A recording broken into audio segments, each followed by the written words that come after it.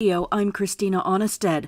Donald Trump was arraigned in court and pled not guilty to 4 federal felony charges Thursday related to efforts to subvert the will of voters and overturn the 2020 presidential election results, leading up to the deadly 2021 Capitol attack by his supporters.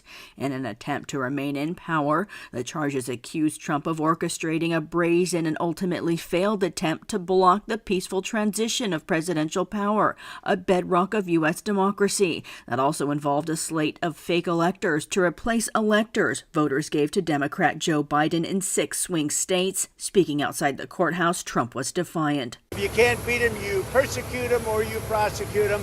We can't let this happen in America. Thank you very much. A coalition of voting rights advocates hailed his prosecution with dozens of rallies across the U.S., including in Washington, D.C. Svante Myrick, former mayor of Ithaca, New York, and president and CEO of People for the American Way, weighed in on the gravity of the moment. As a black American, it's not lost on me that Donald Trump is being arraigned today under the very same statutes used to prosecute the KKK. The very same stochastic terrorism and attempts to disenfranchise voters, the same things the DOJ used to put the Klan underground, are being used on a former president that surgically targeted Atlanta, Detroit, and Milwaukee. They went to where black voters voted and tried to have our votes thrown out. We are gearing up. This nation still belongs to us, and we will have the final say next November and every 4 years after that. A third Trump ally in Michigan has been charged in the case alleging voting machine tampering following the 2020 election, according to court records. Attorney Stephanie Lambert is a third suspect. A former GOP state attorney general candidate and former state representative were charged earlier this week. Prosecutors say they worked to illegally take 5 vote tabulators from various Michigan counties. Some of the defendants had argued the clerks gave them permission. Investigators say they broke into the voting machines and performed so-called tests.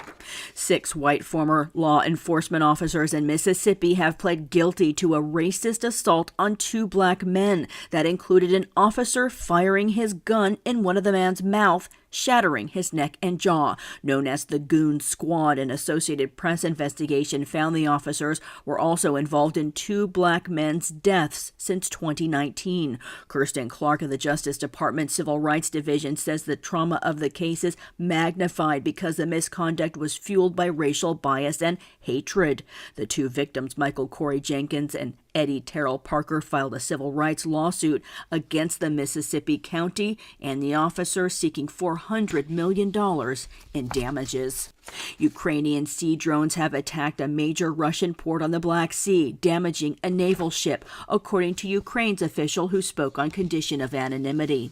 Meanwhile, U.S. Secretary of State Antony Blinken blasted Russia for pulling out of a grain deal in the Black Sea with Ukraine. He spoke at the UN Security Council Thursday in a hearing on conflict and its impacts on famine. Every member of the United Nations should tell Moscow, enough. Enough using the Black Sea as blackmail. Enough treating the world's most vulnerable people as leverage.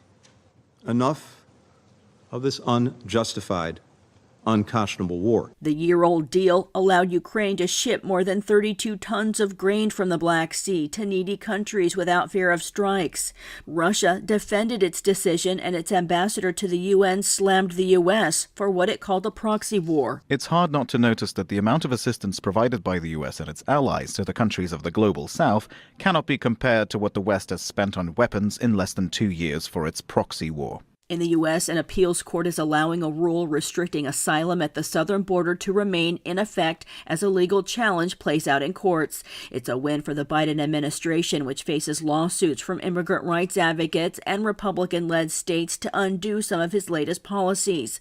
The new rule makes it extremely difficult to be granted asylum unless a migrant first seeks protection in a country they've traveled through or applies online. Rights groups sued, saying it's similar to a Trump-era policy that was struck down, and that it curtails asylum to many who don't have access online, aren't safe in countries they pass through, or don't speak one of the few languages used in the app.